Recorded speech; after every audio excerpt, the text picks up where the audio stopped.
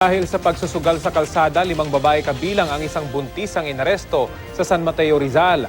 Ang ikinababahala raw ng mga otoridad, malayang napapanood ng mga bata ang pagsusugal sa lugar. Balitang hatid ni Cesar Apolinario.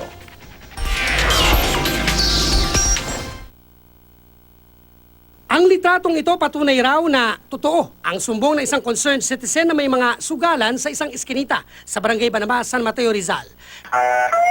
Kaya agad inoperate ng mga tanod. Pagdating sa lugar, 5 babae ang huli sa aktong nagtotongits. Kabilang umano'y pasimuno at isang babaeng 9 na buwang buntis.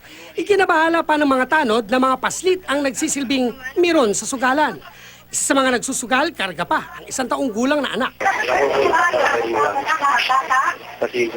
O yung mga bata, Noong una, tumanggi ang mga babaeng sumama sa barangay hall. Sa inyo pa na kayo ay dumating at may posat ka na naglalakad. huwag naman ang Dito na nagkainitan. May isang lalaki kasi ang nagparinig sa tanod na sinabayan pa raw ng pagmumura.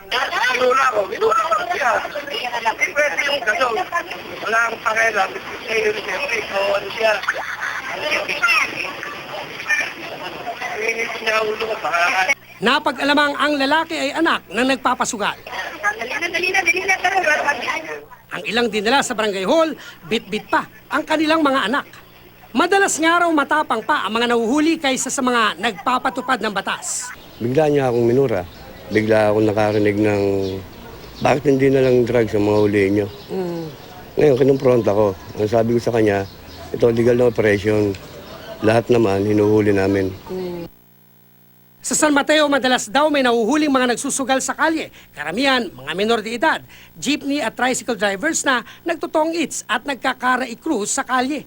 Pag kinalakihan ng mga kabataan yan, po ay gagayahin. Pag na ginaya nila yan, po nagsusugal na rin sila at pag wala na rin silang pangsugal ay maghahanap yan ng pera. Pwedeng magnakaw na sila para lang may pangsugal.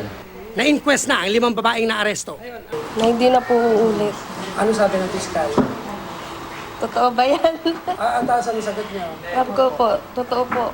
Ngayon ko lang naramdaman na ganyan. First time. Sugal yan.